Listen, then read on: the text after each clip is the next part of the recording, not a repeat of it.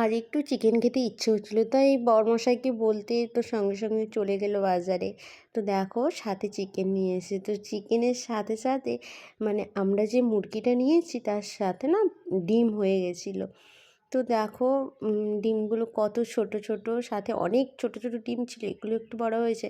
সাথে আর একটা পুরো মানে আজকে বা কালকে দিয়ে দিত এরকমভাবে ডিম বেরিয়েছে। তো কতই কষ্ট হচ্ছে, কী করা যাবে, আমরা তো আর জেনে শুনে করছি না। তো হয়ে গেছে, কিছু করার নেই। তো দেখো ডিমগুলো কত সুন্দর লাগছে না, আর খেতেও দারুণ লাগে। তো তারপরে কথা মতো দেখো একটু সবজি কেটে নিচ্ছি, মানে সবজি বলতে কি আলু কেটে নিচ্ছি। আর সব থেকে বিরক্তির কাজ কি জানো, আমার এই রসুন ছাড়ানো। কিন্তু কিছু করার নেই, খেতে হলে তো নিজেকে করতেই হবে, কারণ আমার তো এখানে কেউ নেই তো যে আমাকে করে দেবে। তো আমাকে নিজেকেই করতে হবে। তো কথা বলতে বলতে দেখো তো আমি এদিকে মশলা রেডি করে নিচ্ছি।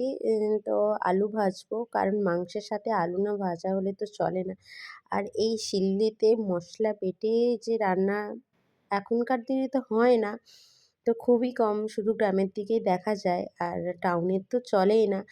বললে বিশ্বাস করো না, আমি যখন দিল্লিতে ছিলাম আগে, আমি এরকম ছোট্ট শিল আর পুতো নিয়ে গেছিলাম। সেখানে গিয়েও আমি শিলপুতো ব্যবহার করেছি, সাথে মিক্সিও ছিল। তো মাঝে মাঝে ইচ্ছে হতো যখন শিলপুতোতে, তো তখন শিলপুতো ব্যবহার করতাম। তো কথা বলতে বলতে দেখো মাংসটা ম্যারিনেট করে রেখেছিলাম নুন, হলুদ, তেল আর একটু লঙ্কা দিয়ে।